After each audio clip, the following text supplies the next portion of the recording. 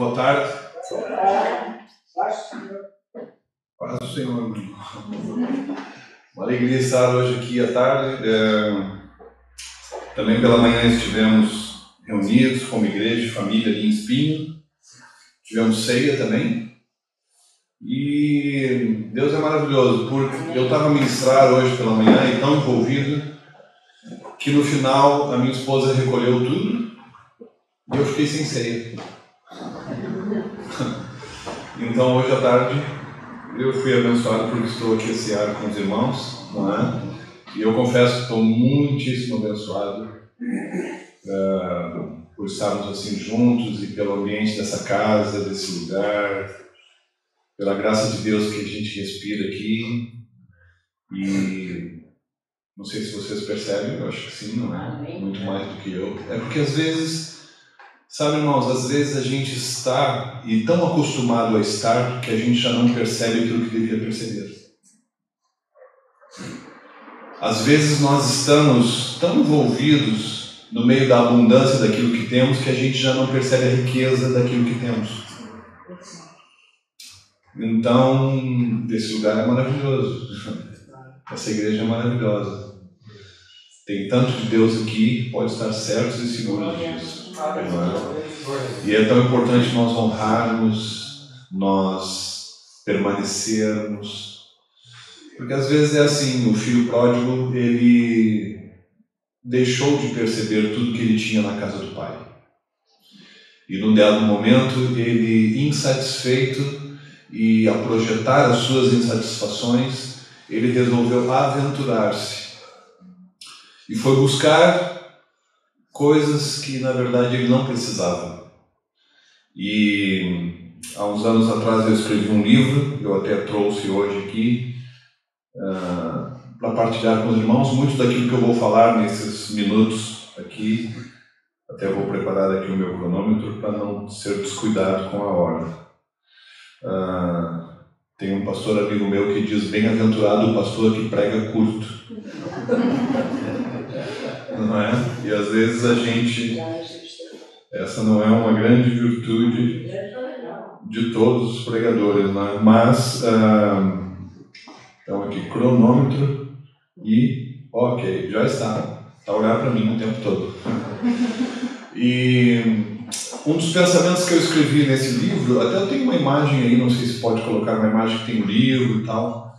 Eu escrevi esse livro há uns anos atrás, fruto de 3 anos de escrita, e ele fala chamados para adorar, mas o livro não fala sobre música, porque às vezes a gente pensa que adorar é música. E eu tenho um pensamento que diz: a música serve à adoração, mas a adoração não serve à música. E dentre muitos pensamentos que eu escrevi passando pela Bíblia acerca desses pensamentos sobre adoração, eu escrevi uma frase que diz: para interromper um processo, o nosso inimigo de todos nós, que a Bíblia diz que foi ao encontro de Jesus lá no deserto, Satanás, para interromper um processo, Satanás criou um evento. E tanta gente sai de um processo e envolve-se num evento e perde-se no meio desse evento. E a vida cristã é um processo. Nosso irmão há pouco falou que os fundadores, aqueles que iniciaram, já não estão. Mas essa igreja continua a ser um processo da graça de Deus. Ela continua a ser um processo vivo do amor de Deus. Aqueles que plantaram, aqueles que iniciaram a boa obra, já não estão, mas nós continuamos dentro de um processo. E a cruz é um processo, e a vida de Jesus é um processo, e a adoração é um processo. A adoração não é algo pontual, a adoração é um processo de vida. Então eu poderia hoje falar, porque eu estava orando a Deus, dizer: Senhor, o que eu vou partilhar, o que eu vou pregar com a igreja lá em Alumiara, desde que o meu amigo, o irmão Jorge, convidou-me e deu-me a honra de poder estar convosco hoje à tarde. O que eu vou falar, e sabe, um cuidado, porque importante falar aquilo que Deus quer que nós falemos. Eu poderia chegar aqui e falar tantas coisas, vocês não me conhecem, nunca estive convosco, porém, o meu cuidado é dizer: Deus, o que o Senhor quer que eu fale para os meus irmãos ali? O que eu posso partilhar? E volto a dizer que eu já recebi tanto nesse momento, nesse tempo que estou convosco, e a minha oração é que eu possa partilhar algo que também abençoe as vossas vidas. E o título da minha mensagem hoje, se eu posso dar um título à minha mensagem, eu vou dizer assim: o título da mensagem é "O teu turno não acabou". O teu turno não acabou. E o que é um turno? Não sei se alguém aqui trabalha por turno. Tem alguém que trabalha por turno? Sabe o que é um turno? Não é? Talvez muitos de vós trabalham com turnos. E um turno começa num determinado horário e termina num determinado horário. Tem hora para pegar, tem hora para despegar, sim ou não? São turnos. E dentro dos nossos turnos nós temos responsabilidades. Aqui mesmo nessa reunião hoje, coube a minha responsabilidade, dentro do meu turno, de partilhar convosco a palavra de Deus, de falar convosco aquilo que Deus tem para essa tarde, para os vossos corações. Ao nosso irmão que estava aqui a tanger, ele estava tocando o seu piano dentro do seu turno. As irmãs que estavam aqui a abençoar-nos e a adorar a Deus tão docemente com suas vozes, e o irmão dentro do seu turno. Quando tu entras na tua empresa, tu tens um turno, tu tens responsabilidade. Quem trabalha numa fábrica dentro do seu turno sabe que depois tem implicações desse turno, porque é cobrado segundo as responsabilidades inerentes à sua função, aquilo que tu fazes, aquilo que tu tens que desempenhar. A minha esposa é psicóloga e ela, dentro do seu turno, ela tem a responsabilidade de ouvir pessoas, de orientar, de ajudá-las na sua clínica. Nós todos, meus irmãos, que estamos nessa sala, nessa tarde, nós nascemos num determinado momento e agora estamos dentro do nosso turno da vida. Estamos a desempenhar funções. Mas sabe, existem momentos da nossa vida que nós enfrentamos que algumas vozes vêm contra nós a dizer: o teu turno acabou. É aquele momento difícil, aquele momento de desespero, de desânimo, de angústia, de opressão, de aflição, aquele momento que tu, mesmo quando estás cercado por muitos, tu te sentes só, aquele momento em que tu pensas: o meu turno acabou, a minha vida acabou, não há mais esperança, não há mais salvação, não há mais um novo amanhã, não há mais futuro. Então nós olhamos para os nossos turnos e nós estamos quase a encerrar e a dizer: eu desisto de tudo. E é disso que eu vos quero falar nessa tarde. E eu quero remeter os meus irmãos ao livro de Daniel capítulo 3. E quando nós vamos a Daniel capítulo 3, nós vamos encontrar lá o texto da palavra de Deus acerca de 3 homens que estavam na província da Babilônia. Vocês conhecem o texto, vocês certamente já ouviram palavras que foram ministradas acerca desses homens, que eram, os nomes são estranhos, são Sadraque, Mesaque e Abednego. Então, quando eu era criança, até brincava e diziam Sadraque, Mandrake, Neguinho, falavam assim, não é? Lá o pastor brincava e tal, porque era mais fácil da gente decorar. Mas eu quero falar hoje acerca de Daniel capítulo 3, quando esses homens estavam lá nessa província, estavam a viver tempos difíceis. E de repente o rei Nabucodonosor construiu uma estátua enorme, uma imagem muito grande de si mesmo. Porque sabe uma coisa? Os homens querem ser adorados. Os homens querem adoração. Às vezes nós temos esses problemas até nas igrejas. Há pessoas que estão a servir. Eu escrevo um pensamento aqui nesse livro, se tu depois quiseres adquirir e ter, tu vais ler lá em casa. Eu escrevo aqui acerca da adoração. A adoração tem a ver com os bastidores. A adoração tem a ver não com palcos, mas com altares. Tem um capítulo inteiro que eu falo aqui sobre palcos versus altares. E eu faço a desconstrução de ideias que entraram até mesmo no meio cristão, aonde nós deixamos de entender o que é a verdadeira adoração. Nos altares, nos palcos, os homens são aplaudidos e são promovidos. E nos altares de adoração, só Deus é aplaudido. Nos palcos, os homens falam dos seus percursos difíceis para conquistar certas coisas. Nos altares de adoração, os homens são conquistados por Deus. Nos palcos, os homens recebem a glória. No altar de adoração, só Deus recebe a glória. Nos palcos, Sabe o que acontece? A fama, a luz, o brilho e todas essas coisas querem te promover. Nos altares de adoração, tu és despromovido, só Deus é promovido. Os palcos são os lugares onde tu recebes coisas. Os altares de adoração são os lugares onde tu entregas todas as coisas. Abraão foi um homem tremendo na palavra de Deus, na Bíblia, que ele, cada etapa da sua vida, ele construía um altar de adoração a Deus. Por onde ele passava, ele construía altares de adoração. Ele é o nosso pai na fé. Ele é aquele que nos incentivou, que nos ajuda a perceber essa filiação em Deus. Quando nós vamos aqui para o texto de Daniel capítulo 3, eu vou vos levar agora a um momento em que eles respondem o rei Nabucodonosor, que tinha construído aquela grande imagem na Babilônia e que queria ser adorado. O rei disse que quando as trombetas tocassem, as sirenes tocassem, toda a gente devia prostrar-se diante da sua imagem. Mas Sadraque, Mesaque e Abednego, os 3 homens que lá estavam na província, no verso 16, Daniel 3,16, eles dizem o seguinte, diante dessa exigência do rei. Responderam Sadraque, Mesaque e Abednego ao rei: ó Nabucodonosor, quanto a isto nós não necessitamos de te responder. Se o nosso Deus a quem servirmos quer livrar-nos, ele nos livrará da fornalha de fogo ardente e das tuas mãos, ó rei. Se não, verso 18, fica a saber, ó rei, que não serviremos a teus deuses, nem adoraremos a imagem de ouro que tu levantaste.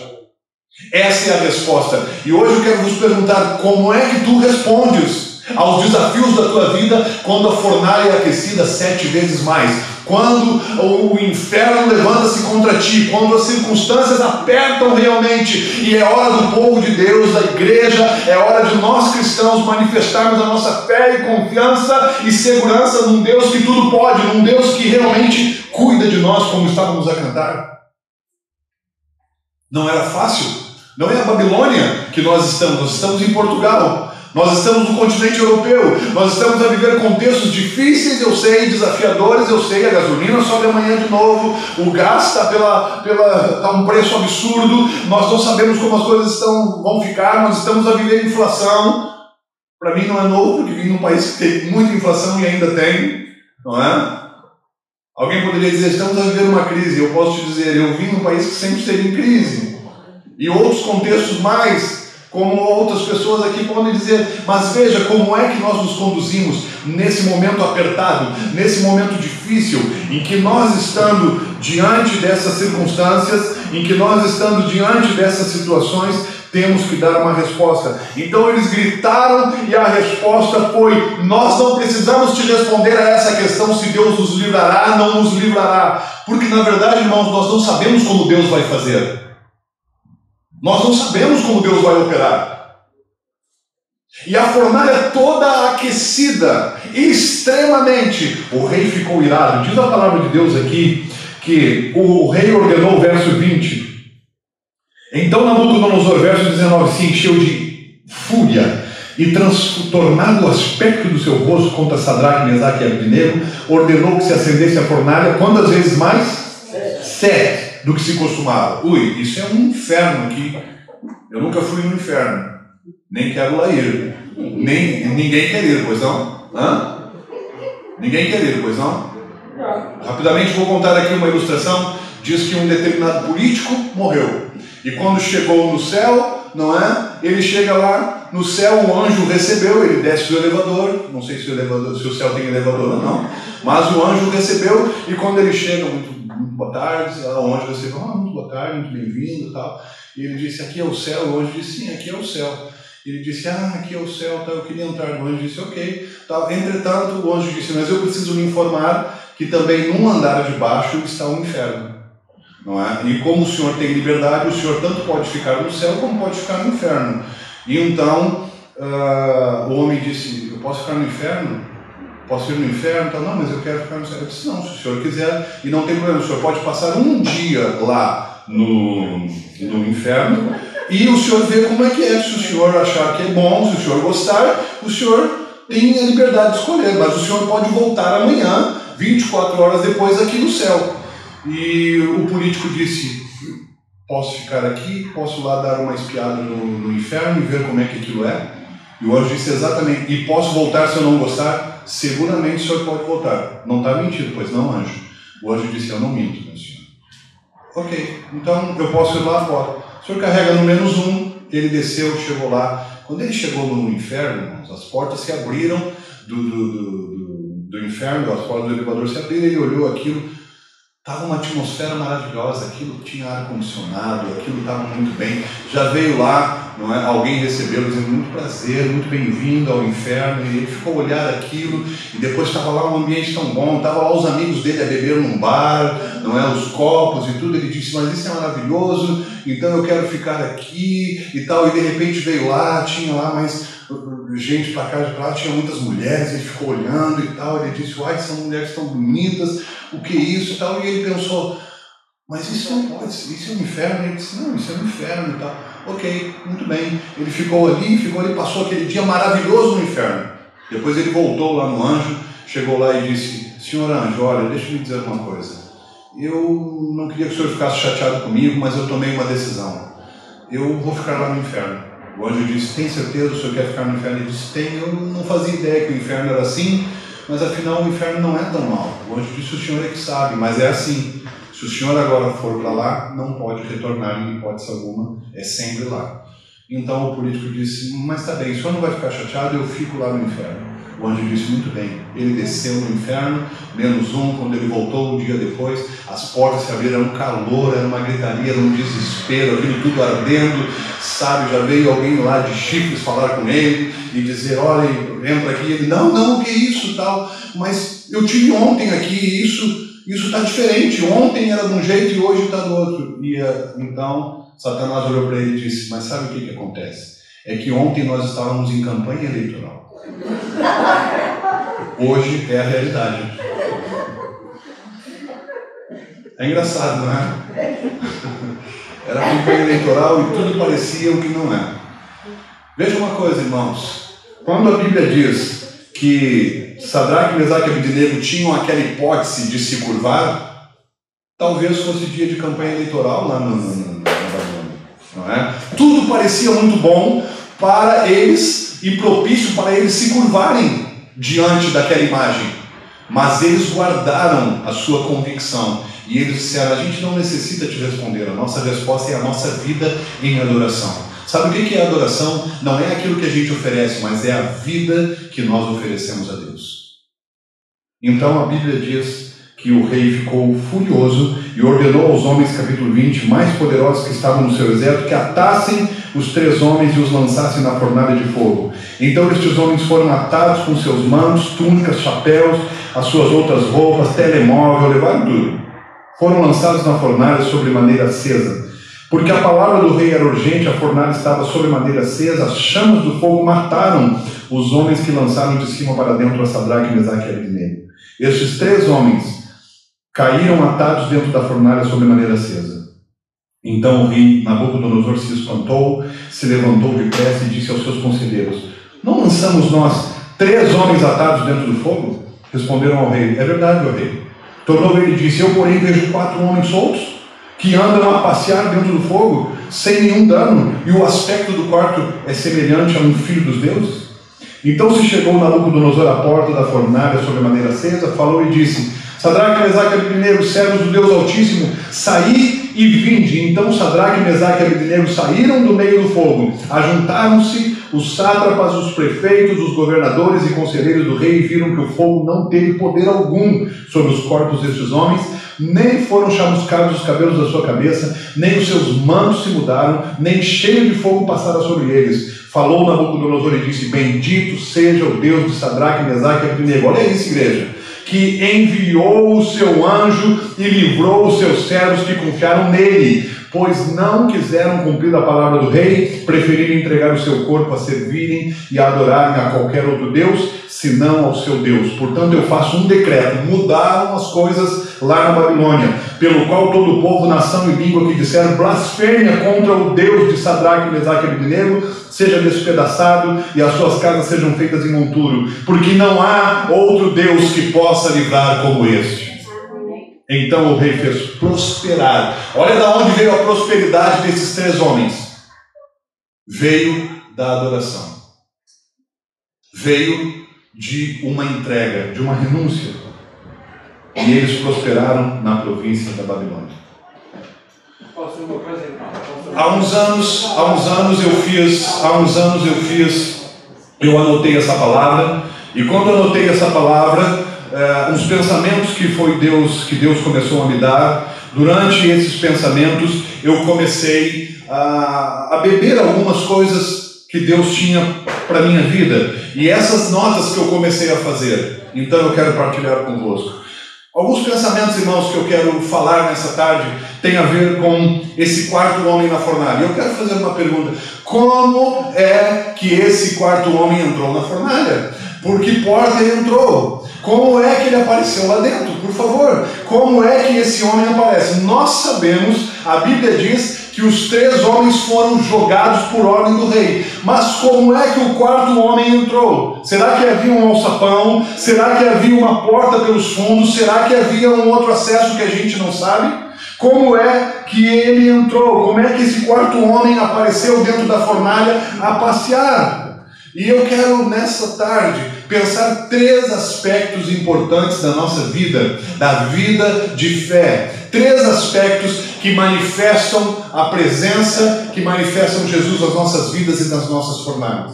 O primeiro aspecto que eu quero pensar é uma questão de fé. Os 3 homens viviam na Babilônia com fé, com convicção de que o seu Deus era o mesmo, de que o seu Deus não havia mudado e que o Senhor continuava a ser o mesmo Deus das suas vidas, tanto lá nas suas terras como na Babilônia, independente das situações.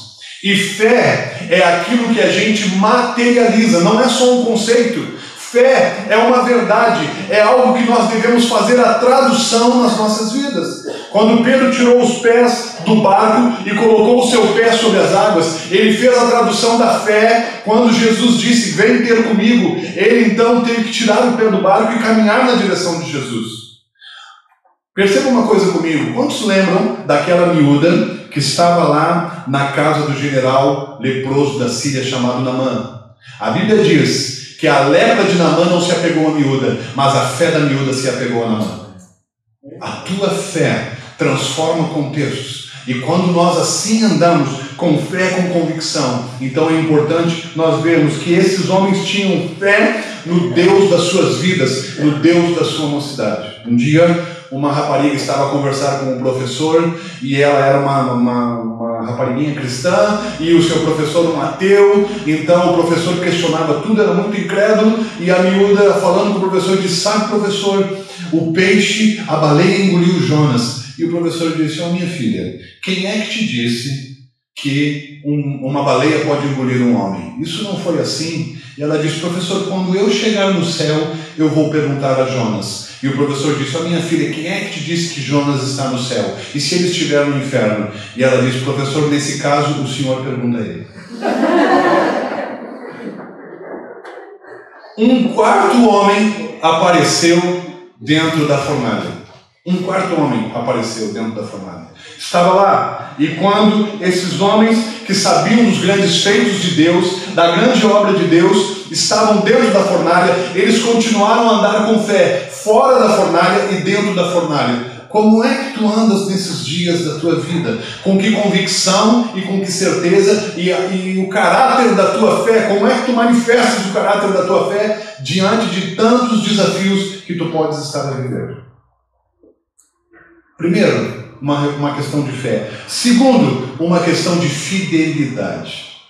Parece que os valores e princípios da igreja, os valores do cristianismo e os valores da nossa vida estão a sofrer grande pressão para que eles sejam removidos, para que eles sejam tirados. Em dias de grande novidade, de tecnologia e de outras coisas mais no mundo globalizado, nós somos desafiados às vezes a mudar convicções. E sabe uma coisa? Esses homens eram convictos exatamente também da sua fidelidade. O segundo aspecto dessa meditação nessa tarde, dessa análise acerca desses homens e dessa tradução, dessa adoração na vida deles, baseia-se justamente na fidelidade. Mantenham-se fiéis a Deus, mesmo diante dos desafios. Mantenha-te fiel a Deus. Mesmo diante da ameaça da morte, há pouco nosso irmão estava aqui a dizer o quanto é desafiador lidar com a morte. O quanto é desafiador olhar para a ideia da morte. O quanto nós precisamos aprender com o próprio Jesus, e nós cristãos aprendermos sobre esse tema e confiarmos em Deus. E sabe, eu posso falar até com autoridade sobre esse tema. São muitos desafios que chegam à nossa vida em momentos que nós não os esperamos. Aquele dia que a notícia bate na porta, aquele dia que as situações batem na tua porta e elas simplesmente ultrapassam a tua capacidade de administrar tal situação. E tu te vês dentro daquela situação e agora tudo que tu ensinas, tudo que tu pregas, tudo que tu cantas, eu que sou da música também, do louvor, tudo que tu cantas, é hora de fazer a tradução disso. Lá em casa, na tua família, para tua mulher e para as tuas filhas. Eu tenho a minha esposa e 2 filhas. E quando isso chega, quando essa situação te desafia, como é que tu reages? Quando a fornalha é aquecida para dizer, é o teu fim, o teu turno acabou, é o dia da tua morte, tu estás a caminhar para o final de tudo. Esses homens estavam dentro da fornalha, e agora é uma questão de fidelidade. E sabe, fidelidade vem de um termo do latim chamado fidelis, e significa uma atitude de quem é fiel. Atitude de quem é fiel. O amor não é só um conceito, ele é uma ação. Quer ver uma coisa? Vamos juntos visitar o texto de João 3,16. Quando sabe o que está lá? Porque Deus amou o mundo de tal maneira.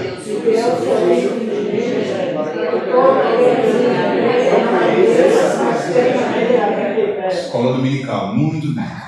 É isso, não é? O que Deus fez? Ele amou. E porque Ele amou, Deus ficou assim a pensar. Um dia, se calhar, quem sabe, talvez, todavia, porém. Não. Sabe uma coisa que eu vos quero dizer? E eu, como vivo cá já há 17 anos em Portugal, lá na minha igreja eu fiz a desconstrução do termo se calhar. Eu trabalhei muito para desconstruir o se calhar. Porque vocês sabem, e eu como também sou português, posso dizer, vocês sabem que nós usamos esse se calhar, e muitas vezes nós não usamos só para um vocabulário, nós o aplicamos na nossa vida. E não se constrói nada com o se calhar. Não se constrói igreja com o se calhar. Não se constrói um casamento com o se calhar. Se algum rapaz do se calhar se aproximar das minhas filhas, eu vou corrê-lo rapidamente. Eu puxo a caçadeira que eu não tenho, se algum irmão tiver me empreste, que eu não tenho. Eu até vou dizer que tenho, mas é porque eu vou pedir emprestado. Não é? Que nós pais somos assim, toda a gente acha que a gente tem uma caçadeira. Não é? Às vezes é até a mão que é grande, a gente faz assim, olha o tamanho da minha caçadeira. Porque se calhar ninguém quer. Tem alguma mulher aqui que esteja com seu marido do lado, apaixonada pelo seu marido? Deixa eu ver, levante a mão. A senhora?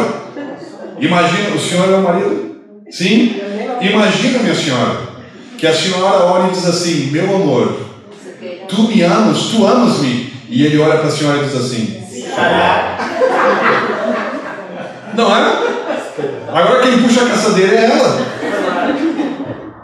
Não se constrói nada com o se calhar. Gente da fé não é gente do se calhar, é gente da certeza, é gente da convicção. Gente da fé é gente que diz, ó rei, a gente nem precisa te responder sobre isso. Essa tua proposta é indecente, é indecorosa, porque nós não vamos fazer negócio com a nossa adoração. Nós não vamos fazer negócio com o nosso Deus. Nós não vamos fazer negócio com a nossa fé. Mesmo que a fornalha seja aquecida 7 vezes mais, se Ele quiser nos livrar, Ele nos livrará. Mas se Ele não nos livrar, nós morremos com Ele.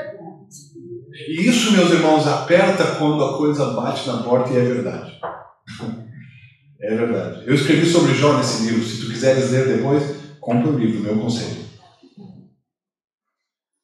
Jó, eu tenho uma imagem aí de uma mulher tal, mas não tem o texto. Primeiro põe a imagem de uma mulher que não tem o texto. As duas imagens são iguais, uma tem texto, a outra não. Isso.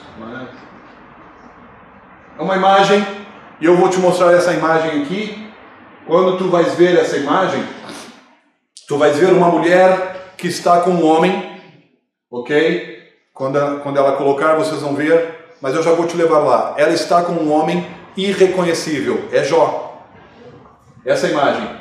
Essa senhora é a mulher do Jó. E aqui está o Jó irreconhecível. A gente não sente o mau cheiro do Jó daqui, mas ela sentia. Sabe o que é um homem a cheirar mal? Ninguém fala nada. Era esse Jó. A carne estava a desfazer-se, as feridas juntavam-se uma à outra. Era um desespero. Aqui ele já não tem o gado, já não tem as ovelhas, já não tem mais bens, já não tem mais nada. É o homem paupérrimo da face da terra, é o Jó. Desgraçado, em cima do monturo. E ele e essa senhora já perderam 10 filhos num só dia. Sabe o que é fazer um funeral? 10 urnas num dia só, 10 filhos levaram ao caixão? É uma dor, eu não tenho... Sabe, Jó, o terceiro mensageiro que bateu na sua porta trouxe enfermidade e doença no seu corpo todo e Jó estava a morrer. A sua mulher tinha muita dor, perdeu todos os filhos, perdeu o marido, não tinha mais prazer. Ela chega aqui e diz no seu ouvido: sabe de uma coisa, Jó? Tu não me serves para nada.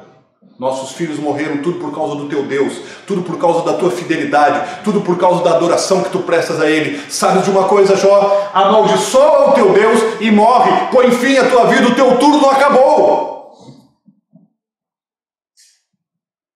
Jó diz a uma mulher: está a doer tanto dentro de mim, como está a doer em ti? Não és tu que estás com essas feridas, com essa enfermidade, com esse desespero? Ó mulher, todos os dias eu lembro dos meus filhos e eu orava por eles. Mas o meu Deus não tem culpa nenhuma disso. Jó nem sabia, na região celestial, a conversa que Deus e Satanás tinham tido a respeito dele. A gente sabe, mas Jó não sabia. Deus disse: não há homem como Jó. Eu escrevo no meu livro, irmãos, os aspectos da vida de Jó, que tem a ver com adoração. Mais uma vez eu digo, não é com música, é com adoração. Homem reto, íntegro, temente a Deus e que se desvia do mal. 4 aspectos indispensáveis para a nossa vida.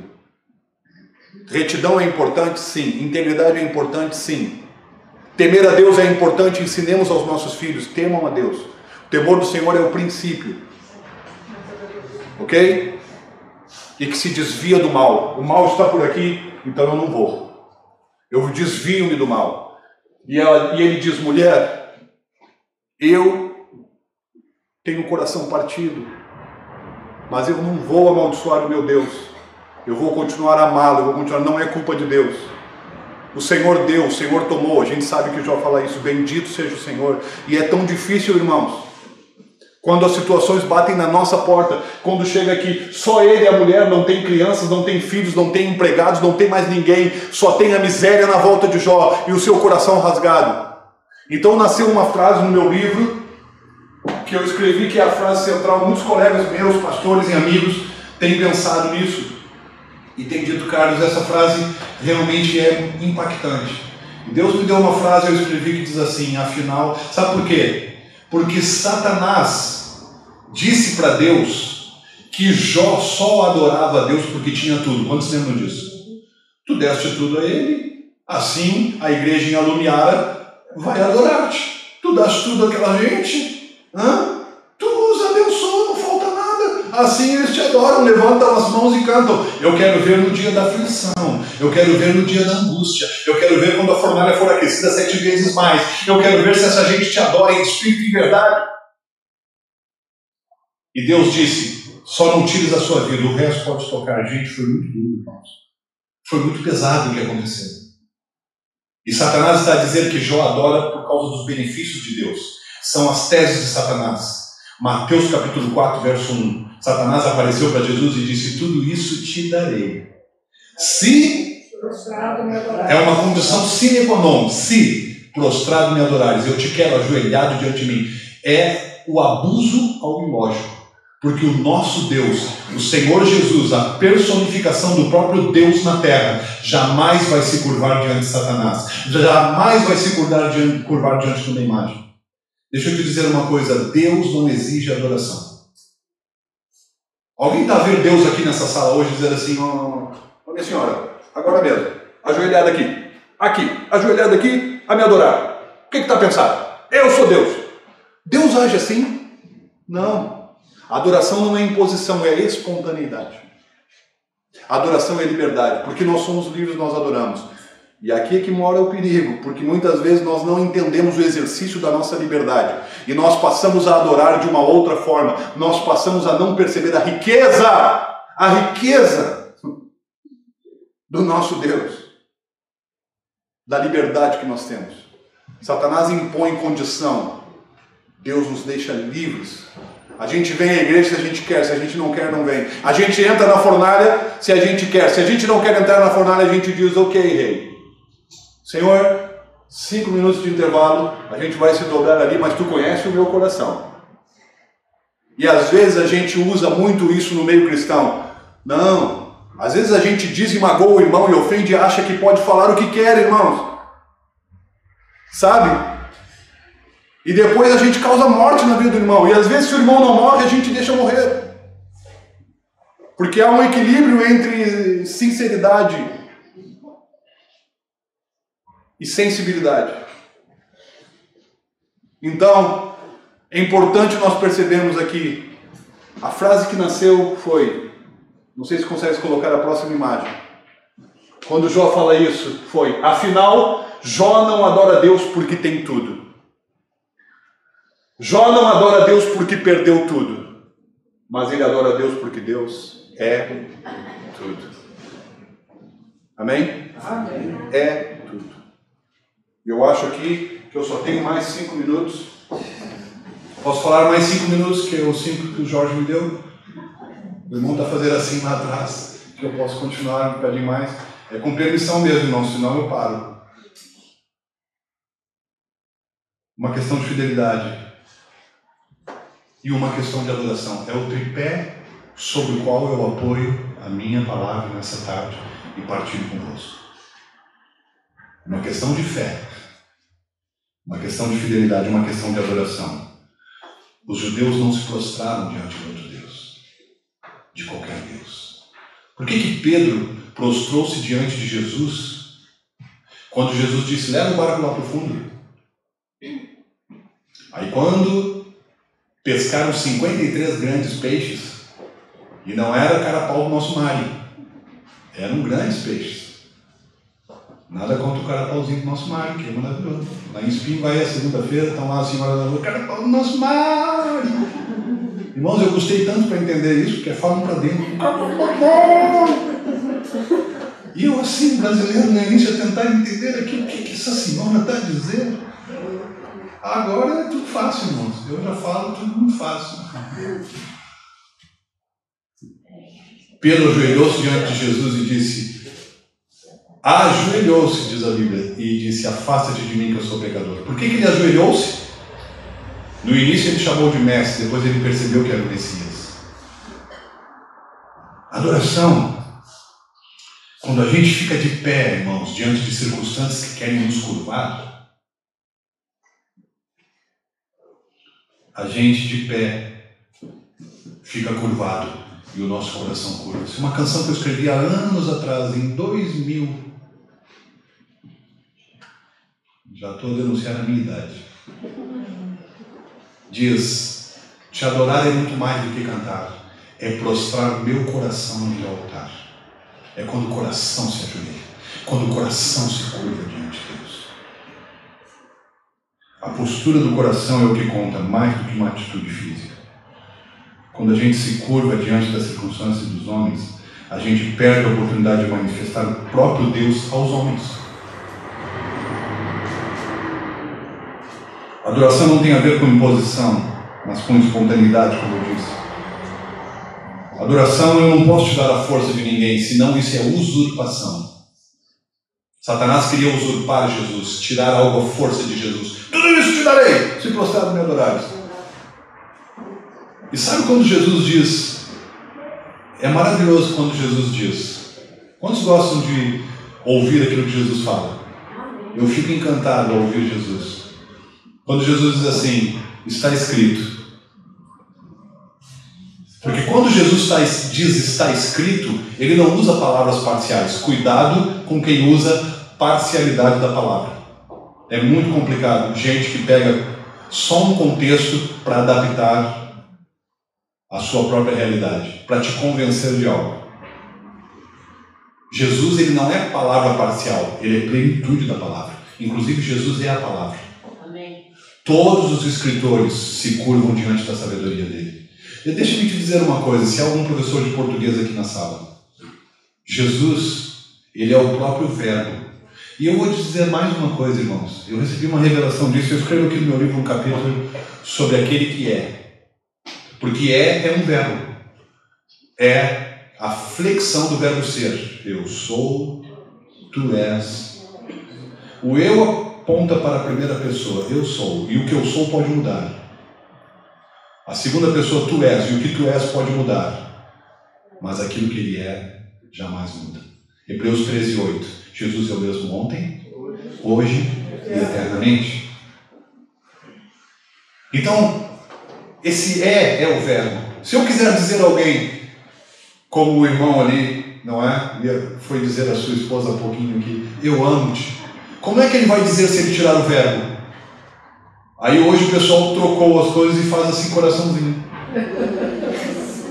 Ou então vai lá e tem um emoji, não é? Mas com palavras, se tu tira o verbo, sabe a minha conclusão? É que o verbo, ele dá sentido às frases sem sentido das nossas vidas. Jesus dá sentido à igreja. Jesus dá sentido à nossa história. Jesus dá sentido à nossa casa. Jesus dá uma nova razão a todas as coisas. E caminhando para o fim, pensar convosco uma coisa. Que quando eu vinha conduzir para cá, Deus vinha falar comigo no carro. Eu tenho muito isso. Eu sempre digo que Deus envia downloads. Quem conhece a linguagem do computador. E para tu receber downloads de Deus, só tens que estar conectado. Não perde a conexão. E quando eu vinha para cá, eu ainda estava me perguntando como é que Jesus entrou na fornalha. Como é que ele apareceu na fornalha? E eu comecei a pensar, só o rei é que viu. Porque foi o rei que olhou e disse, não eram 3? Como é que eu vejo 4? E o quarto tem aspecto do Filho de Deus, do Filho dos deuses. Foi o rei que viu. Eu não sei se o Sadraque, Mesaque e Abednego o viram a Jesus. Mas eles não precisavam ver fisicamente. Eu escrevo aqui um pensamento que diz que a maior revelação de Deus habita na sua invisibilidade. No mundo em que tudo é imagem hoje, Instagram, não sei o que mais, Deus habita na invisibilidade. O Deus invisível, o Deus desconhecido. A fé. Então eu vou dizer para vocês o que eu recebi de Deus. Está aqui dentro de mim a pulsar, eu vou meditar mais nisso. Quem é? Como é que Jesus entrou na fornalha? Que pergunta! Como é que ele entrou? Por qual porta? Foi pelo elevador que aquele político usou? Foi por outro sítio? Eu descobri algo. Quem levou Jesus para dentro da fornalha foram os 3 homens. Não há outra hipótese. Ou vocês acham que Jesus estava lá na fornalha de fogo aquecido, naquele inferno, sozinho? Eu costumo dizer que Deus está onde o seu povo está. A gente canta e há um texto que diz, no meio dos louvores Deus habita. Ele não quer ficar sozinho aqui na igreja da Lumiar. Mas ele habita aqui quando nós habitamos, sim ou não? Ele está conosco no meio do seu povo, ele tem prazer. E Sadraque, Mesaque e Abednego levaram Jesus para dentro da fornalha e o manifestaram lá. No meio daquela situação mais desafiadora das suas vidas. Dia 24 de dezembro, eu estava no hospital de Gaia, ligado a um dreno, com dores terríveis, após uma cirurgia torácica. Entrei no dia 22, fiz a cirurgia no dia 24, a minha mulher e as minhas filhas estavam sozinhas agora no último Natal, e elas a pensar que iam entrar sozinhas, e eu também, em casa, no meio de uma situação a mais desafiadora da minha vida, em que a notícia bateu à minha porta, muito dura. E quando eu estava lá naquela madrugada, havia na minha frente uma cama com um senhor chamado Joaquim. Havia mais 2 camas ali com um rapazinho de Bragança, um rapaz de Bragança, que também fez uma cirurgia e tinha um dreno. Havia mais um senhor lá e um outro senhor aqui. Eram 13 e tal da manhã. E o senhor que estava na minha frente, eu ligado a um dreno cheio de dores na cama, eu me mexia para um lado e para o outro cheio de dores. Era uma pressão muito forte, aquele dreno é um tubo ligado ao aspirador. E eu ali, ai Deus, ai Senhor, eu assim pensando, dava-me medicação e aquilo era muito intenso. De repente o senhor Joaquim lá estava amarrado à cama, pés e braços. Nunca abriu os olhos desde que eu entrei ali naquele quarto. Naquela noite ele começou a gemer e a gritar: Padre, Padre, Senhor Padre. E eu dentro da fornalha, irmãos, na fornalha mais quente da minha vida, eu ouvi aquela voz e o meu espírito começou a se comover. E de novo, Padre. E eu pensei, qual é o padre que está aqui essa hora da madrugada? Nem os enfermeiros apareciam, ninguém. A luz, assim, meia luz. E o Espírito Santo falou comigo: és tu? Levanta-te. Vai à beira dele. E eu com muita dificuldade saí da cama, pus uma perna para fora, pus a outra, empurrei o dreno, peguei aquele carrinho, comecei a empurrar e fui à beira do senhor Joaquim amarrado na cama, os olhos fechados. Ele nunca abriu os olhos até aquele momento. E eu cheguei lá e eu sentia no meu espírito Deus a dizer: eu te pus aqui para esse momento. Eu te trouxe aqui essa fornalha para esse momento específico. Esse homem quer ouvir da minha voz e do meu amor. E eu peguei assim na sua mãozinha e eu disse: Senhor Joaquim, Senhor Joaquim, o padre chegou. Senhor Joaquim, Deus ouviu a sua voz.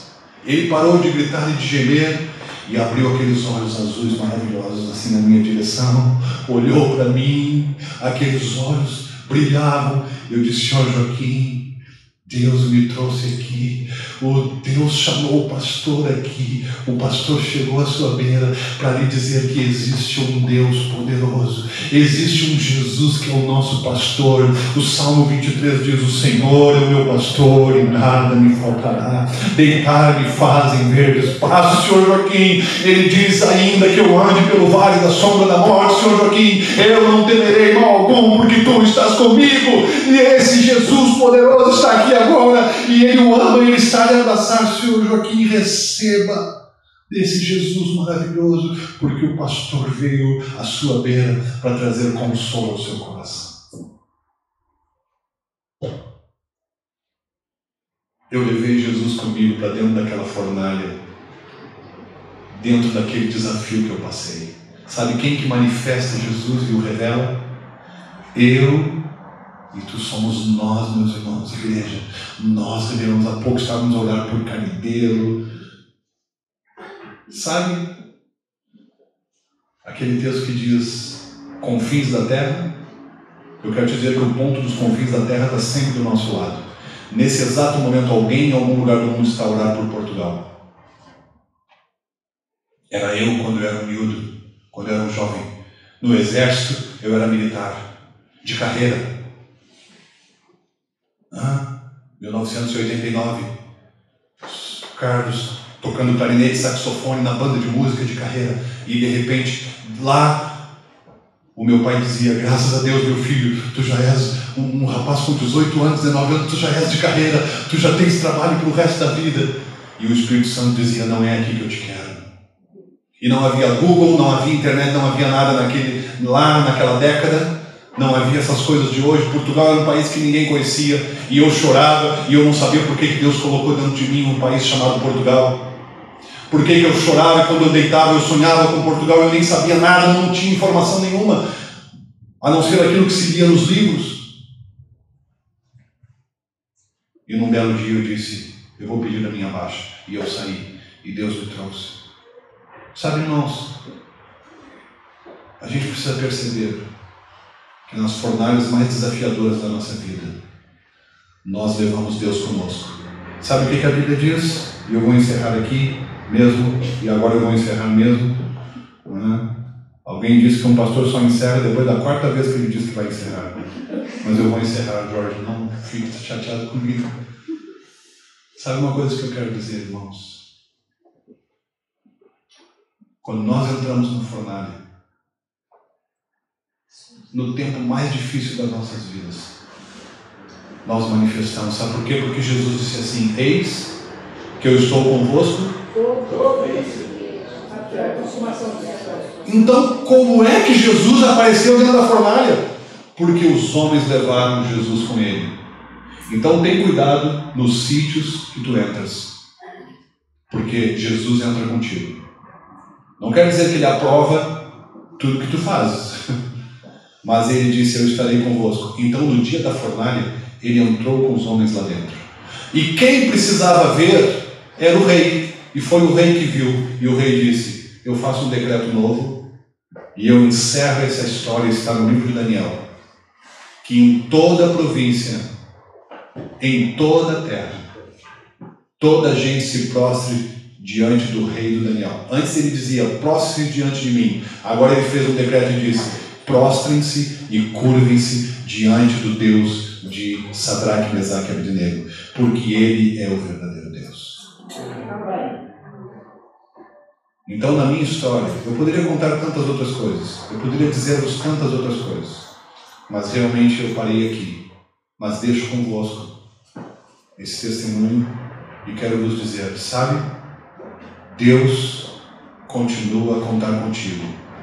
Eu não sei quem está nessa sala com grandes desafios e com outros pensamentos, mas hoje eu vim aqui para te dizer uma coisa: o teu turno não acabou. E vou encerrar dizendo que no primeiro dia, olha, irmãos, vou contar isso aqui, que eu não contei para ninguém sobre o que eu vou falar. Mas no primeiro dia que eu entrei para fazer quimioterapia, tem muita gente que nem sabe. Quando eu entrei naquela sala com grandes cadeirões, naquele sítio com tanta gente, eu fiquei parado, parecia que eu estava a flutuar. Eu olhava aquele pavilhão, cadeiras, pessoas de todos os tipos. Uma enfermeira veio ao meu encontro e disse: Sr. Carlos Xavier. Eu disse: sim, enfermeira. Venha comigo, sente-se aqui, essa cadeira é sua. Primeira vez do tratamento. Ela olhou para mim, eu olhei para ela, eu pousei as coisas, o meu iPad, e pousei esse livro. E pousei mais outro livro, que eu tinha que ficar lá 8 horas, sentado, não é? A levar com aquela bomba. E eu fiquei ali, e de repente ela olhou e disse assim: ui, Carlos Xavier, o senhor é escritor? Eu disse: olha, por acaso.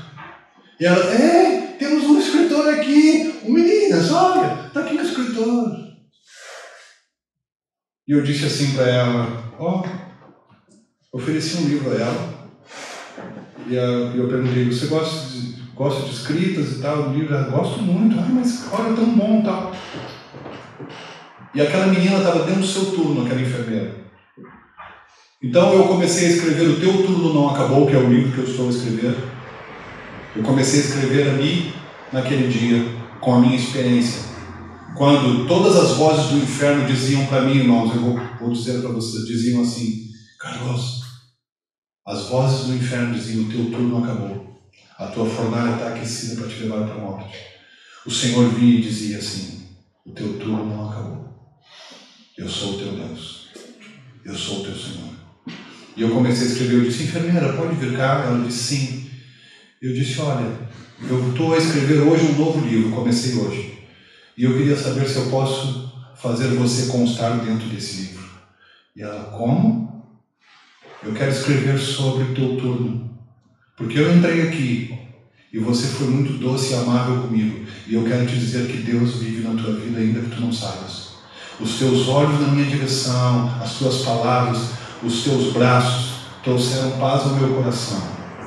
Me abençoaram. E através da tua vida o próprio Deus está agindo. Deus ama-te tanto que tu não sabes. Mas Ele ama-te. A rapariga começou a correr uma lágrima. E eu disse: você permite que eu escreva no meu livro o teu turno acabou, e que eu cite o teu turno, a enfermeira tal, e ela me deu um nome, e ela disse: vai ser uma honra para mim ter o meu nome no seu livro. E eu deixei mais um bocadinho dentro daquela fornalha, eu deixei mais um bocadinho de Jesus. Meus irmãos, muito obrigado. Jorge, muito obrigado. Igreja, meu irmão, muito obrigado. Podemos orar? Pai, nessa tarde estamos rendidos diante de Ti. Se alguém aqui tem a fornalha aquecida 7 vezes mais,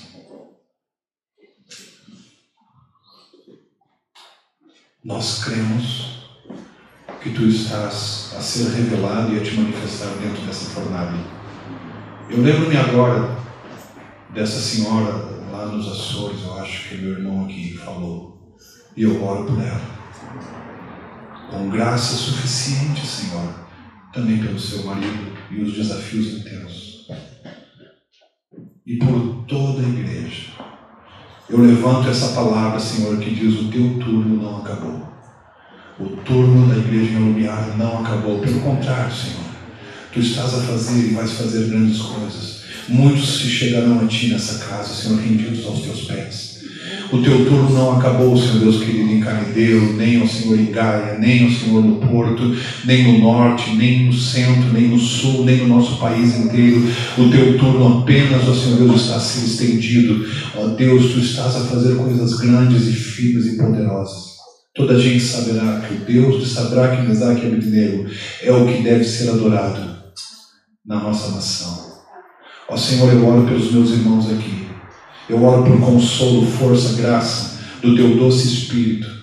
Eu oro, Senhor Deus, por cada família, por cada irmão e cada senhora. Se alguém enfermo, eu sei que agora mesmo Tu estás a dispensar a Tua cura e a Tua restauração e a unção do Teu Espírito, Senhor.